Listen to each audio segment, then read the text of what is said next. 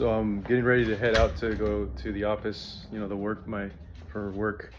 But I figured that I would show you my update on my renovation because it's been a while since I posted a video and the progress has been pretty fast.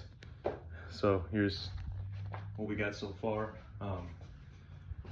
The plywood is on the countertop area for the placement of the countertop.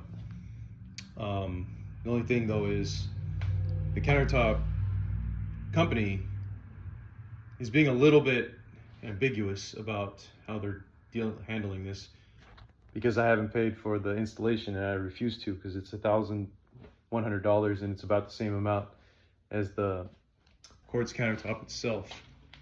So I just figured that, like, I guess they're trying to insure themselves, but in a very, like, not so favorable way towards the customer. So yeah, I decided to put my saw blade, the miter saw, up on top because it's more convenient that way, and I'm just working with tiles. However, glass tiles. However, I noticed that I've been chipping things a bit, so I might not be doing the right, like, the tried and true method of installing these so-called mosaic tiles, glass tiles, because I might need to be using a different tool, and maybe doing it this way is not really appropriate for certain circumstances. For example, I'm trying to cut small pieces to go around the you know, the receptacle, I mean the electrical parts, the outlet and the switch. So for example, here I have that it's actually covering the switch slightly, and that's because the cut was hard to do, and I tried my best and I assumed that, like, I got it, but I guess there is a little portion here which I think I'm going to cut using my miter saw. Hopefully it doesn't crack the tile doing that. But the other thing too is there's a way to sand it using so that's another thing, is I don't have the right grit or the tool. Well, I do have the tool, but I don't have the bit for it to go ahead and sand that glass piece on the edge. And I looked up a YouTube video on what to do about that just recently, and I thought, like, man, I'm such an idiot, why didn't I do that? But you know, it is what it is, you learn and stuff like that. I've never worked with glass before, so but it looks really nice, I think. And the other thing too about this is you can see a lot of the mastic residue has been left over there. That is potentially a problem, because I noticed that some of these don't seem like they're fully adhered, but it just may take a few days for that to happen. And so, but the other thing that could be happening too is that perhaps what's happening is I'm pressing on it too much, causing the mastic to come out of the they call it the gaps, the the joints, like where the grout lines would be, and that's a problem, because it's potentially a problem because effectively everything that you would normally be adhered to is all gone, pretty much. Like, it basically creates zero adherence, possibly. So maybe my installation process is wrong, because if you try to push it in, it may actually it might be just squeezing it out too much. I'm not sure. So but we'll see the final result. If it starts to come out and stuff like that, I'm gonna have to redo it and maybe watch a few YouTube videos or something and kind of like carefully see what's going on.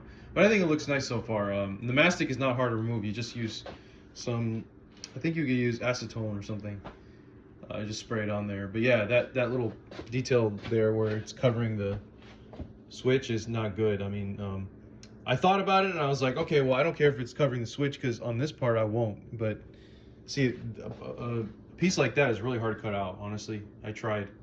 But that's why I might need another tool for that.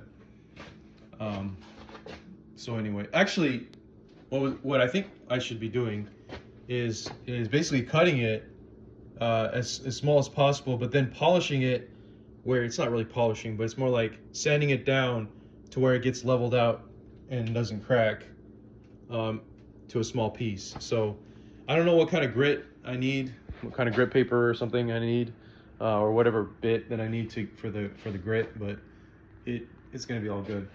So I did say last time I was at about 70% done. That was generally true, and I started to put the plates in there and the plywood, and so yeah, like the tile's almost done, I would say, but well, I mean it's almost there, and the grouting it won't take that much time, so it's just a matter of, yeah, it's basically 50% done, I would say. But I do need to put up that that large cabinet, and that's gonna allow me to continue on with finishing up the glass tile, because it's going to be on the other side as well, but the cabinet's not up yet. So I sort of wanted to hold off on that because it just seems like it will be a big cabinet, and it just seems like it's a lot of headache just to try to put it into place. The other thing too is I noticed there's a gap here, and that was affecting between the cabinet and this face frame, large face frame, and that was affecting my ability to pretty much like play around with what I needed to for the tile installation over here. So I just kind of so I need to find where it is along this location on this side, and then just screw it in along here. But I need to move the fridge, and the fridge is now in a tight spot.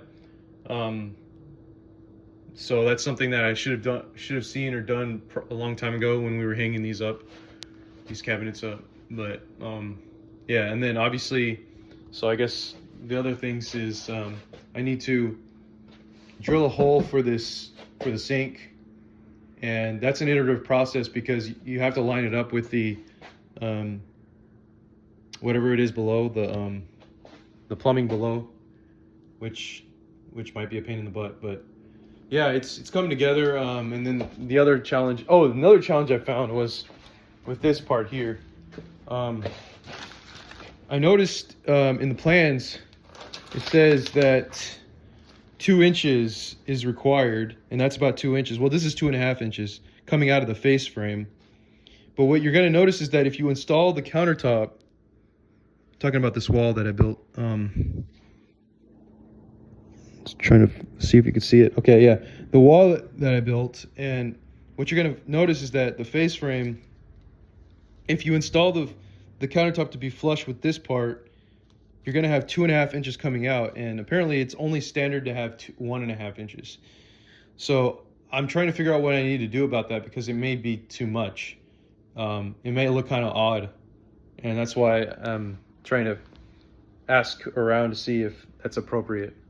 They might say, well, yeah, we put that in there so you can get 2.5 inches right here, or 2 inches of, or maybe I don't know. I have to ask about why they put 2 inches here, because they might, I don't know, it might just be standard now to have a little bit more of an overhang.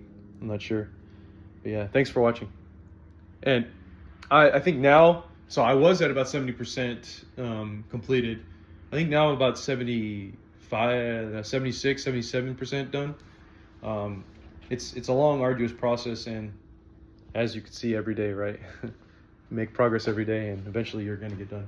Anyways, thanks for watching.